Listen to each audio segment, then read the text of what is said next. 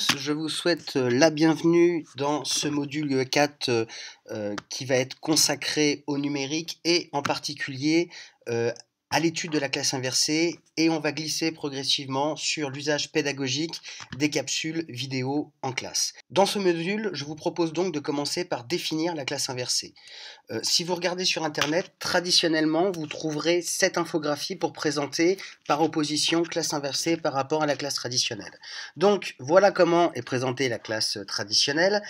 Les trois premières images, ici, on est à l'école classique, la journée paraît longue, et au moment des devoirs, quand on se retrouve à la maison, on est seul et puis on est souvent en perte de motivation. Voilà la vision qui est donnée de la classe traditionnelle. Je vous laisse imaginer que cette vision est bien sûr discutable.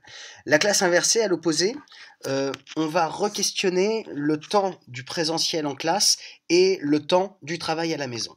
C'est-à-dire que le travail à la maison, il va se faire en amont de la séance de classe. C'est-à-dire qu'à la maison, on va se familiariser avec le cours grâce à des vidéos et du contenu interactif. Cette phase est donc en amont de la séance de classe. Le lendemain, en classe, des activités et des travaux de groupe sont proposés. C'est-à-dire que la partie entre guillemets magistrale a lieu en amont, et en classe, on va travailler, faire les activités, ce qui serait l'équivalent des devoirs à la maison. On va disposer de l'aide personnalisée du maître ou de la maîtresse, et on va pouvoir faire des projets intéressants, et donc à la fin de la journée de classe, le travail n'est pas à faire. Alors déjà sur cette présentation, des projets intéressants, il me semble qu'on peut en faire dans une classe, on va dire traditionnelle. Une aide personnalisée, on peut l'amener dans une classe, on peut la faire, pardon, on l'a menée dans une classe traditionnelle également. Cependant, on peut re-questionner l'espace et le temps de la classe. Donc pour commencer ce module, on va voir l'origine de la classe inversée. Donc la classe inversée, au départ, elle est apparue aux États-Unis, et en Europe, c'est Marcel Lebrun, qui est un technopédagogue belge, docteur en sciences et professeur en sciences de l'éducation, qui, sur son blog, alors je vous laisse taper sur Google, vous tapez le blog de Marcel, et vous verrez tous ces travaux qui mènent au niveau de la classe inversée. Donc la classe inversée est née vraiment à l'université, et progressivement, et c'est le plan que je vais suivre dans ce module, vous allez voir que la classe inversée, elle est descendue au second degré, puis au premier degré, mais on va avoir une vision très critique de cela. Donc je vais vous laisser 10 petites minutes, je mets juste un extrait, l'extrait qui me semble le plus pertinent d'une conférence de Marcel Lebrun que vous retrouverez sur Internet. C'est parti. Fi des définitions sur les dispositifs hybrides, moi je vous dirais que les classes inversées, les dispositifs hybrides, ils sont à la conjonction finalement de deux grosses dimensions. La première, c'est une revision de l'espace-temps. Souvent, on me dit qu'est-ce que c'est les technologies numériques? Vous avez 4 mots. Elles nous permettent de revoir les espaces-temps, de vaincre les espaces et les temps. Le cours n'a plus lieu dans l'amphi B14 à 14 heures. Il est disponible quand vous le voulez. Open.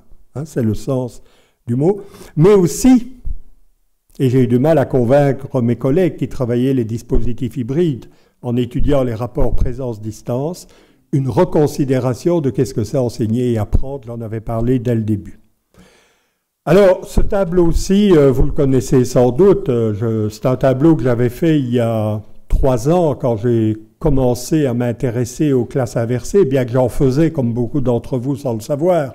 Mais là aussi, je voudrais casser la troisième patte au canard boiteux, c'est que souvent on me dit « Mais quelle bande de grognons quand même, hein?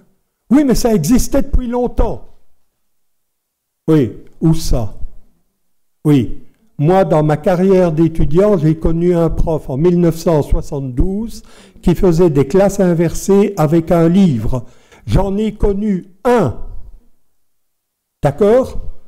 Pour moi, une innovation, c'est pas quelque chose de nouveau.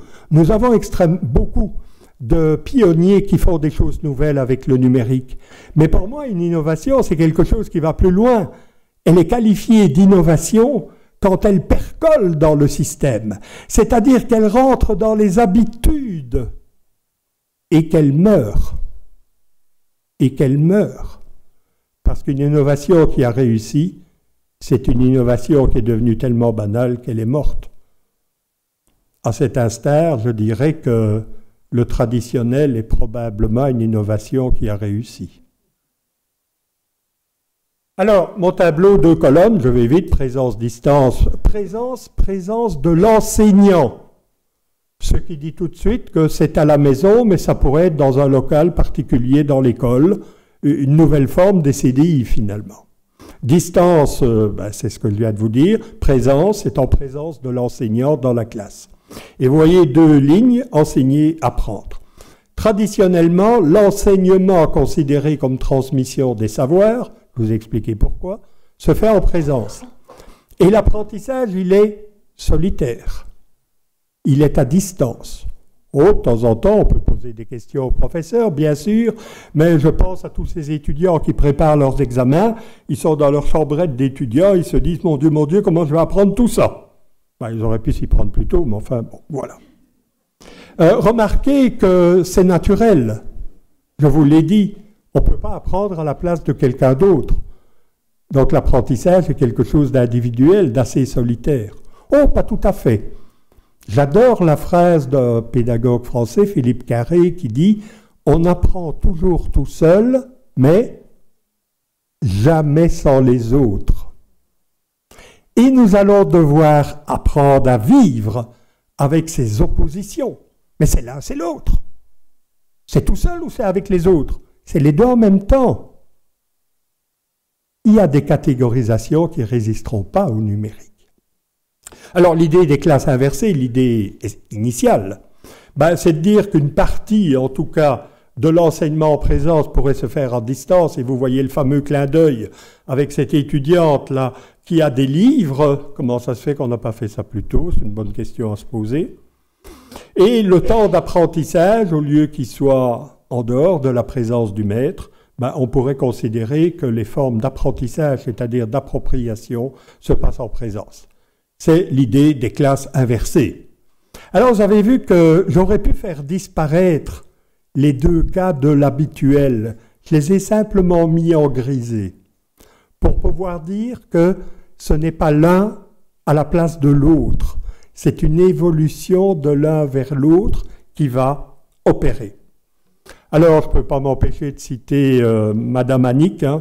Si vous avez un jour le temps et les moyens, je vous convie de passer dans le Nouveau-Brunswick, aller voir les classes de Madame Annick, aussi Claire, peut-être certains d'entre vous connaissent Claire, qui est le nom d'un petit village dans le Nouveau-Brunswick avec une école, si vous voulez réfléchir aux nouveaux espaces et au niveau temps de l'école, allez à Claire, il y a une rencontre annuelle fin du mois de janvier chaque année. Alors, ce qui est intéressant dans la vidéo que j'ai mise, je ne l'ai pas mis anodinement, c'est quand Annick a commencé à faire des classes inversées, elle a dû convaincre aussi les parents. Et elle l'a fait en classe inversée. Donc, allez voir la vidéo envoyée aux parents dans les classes inversées d'Annick, ça vaut la peine.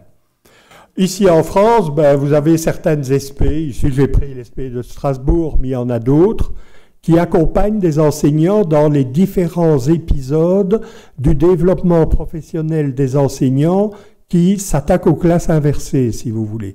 Et c'est assez intéressant, les mots-clés, c'est SP Unistra, là, d'aller voir, parce que derrière toutes les petites cases, derrière toutes ces hypothèses, derrière toutes ces cellules, finalement, il y a des interviews d'enseignants qui expriment leurs intentions, et puis leurs difficultés, et puis ils discutent avec d'autres, ils trouvent les moyens de pallier les difficultés, ils refont d'autres choses.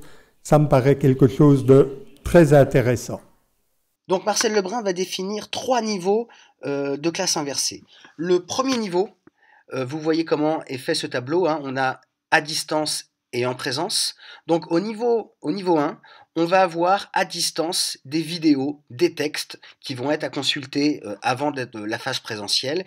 Et en classe, on va avoir le débat, on va avoir les questions-réponses, on aura le travail intellectuel. C'est ce que Marcel Lebrun appelle la classe de niveau 1. La classe inversée de niveau 2, et ça me paraît fondamental, il faut qu'il se passe quelque chose avant la phase à distance. Il faut qu'on présente la notion qui va être abordée, qu'on mette les élèves dans un contexte, qu'on les mette dans une motivation. Ensuite, à distance, là encore, l'élève va recevoir un contenu, mais ce contenu doit l'amener à produire des recherches documentaires, des travaux ou la préparation d'une activité. Et enfin, quand on sera en présence, on va pouvoir exposer, débattre sur les travaux qui auront été réalisés en amont. Enfin, pour la classe inversée de niveau 3, je m'excuse pour la qualité de la capture d'écran, j'ai pas trouvé mieux. Donc, on va retrouver une phase de motivation et de contexte, donc on est lancé dans le travail à distance. On retrouve cette phase de recherche et de travail documentaire de préparation d'activité. Et en présence, on va avoir cet exposé, ces animations, ces débats, on retrouve ce qu'on a dit précédemment. Puis, on va repartir dans une phase à distance qui va venir enrichir les exposés et les animations qui ont eu lieu, et on reviendra en présence pour débattre à nouveau et avoir les séances de questions-réponses. Donc, voilà la naissance de la classe inversée dans le domaine universitaire. On va voir tout de suite une déclinaison dans le second degré.